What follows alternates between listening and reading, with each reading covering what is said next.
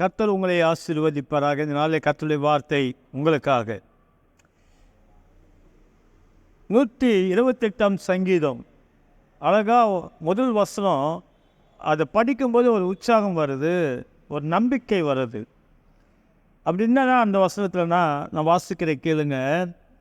கர்த்தருக்கு பயந்து அவர் வழியில் நடக்கிறவன் எவனோ அவன் பாக்கியவான்.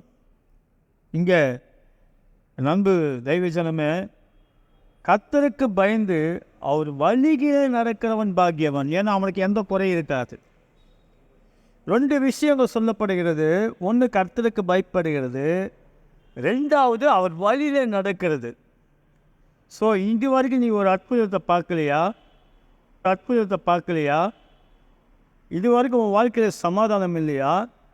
அப்போ உன் வாழ்க்கையில் அந்த அற்புதமும் அந்த சமாதானமும் அந்த சந்தோஷம் மகிழ்ச்சி பார்க்கணுன்னா நீ என்ன பண்ணணும்?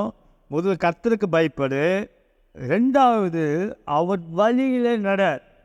நிச்சயமாக அந்த வழிகளை ஒன்று என்ன ஆக்குன்னா ஒரு பெரிதான ஆசீர்வாதம் தேவன் உனக்கு வச்சிருப்பார்.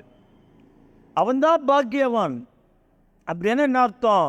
அவனை மாதிரி கொடுத்து வச்சவன் எவனுமே இல்லை. ஏன்னா அவனுக்கு எல்லாவற்றையும் என்ன பண்ணுவார் தேவன்? சகலவற்றையும் கொடுப்பார், சகலவற்றையும் செய்வார். ஏன்னா அவன் கர்த்தருக்கு பயந்து அவன் வழியில் நடக்கிறார். இன்றைக்கி நீயும் நானும் உண்மையில் கர்த்தருக்கு பயப்படுறோமா? அவர் வழியிலே நடக்கிறோமா? இல்லை நம்ம வழி வேறு விதமாக இருக்கா?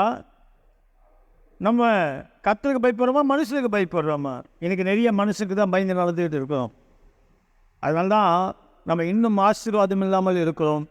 இனிமேல் கர்த்தருக்கு பயந்து நடங்க, கர்த்தருடைய வழியில் நடங்க. கர்த்தர் உங்களை ஆசீர்வதிப்பாராக. God bless you. Thank you.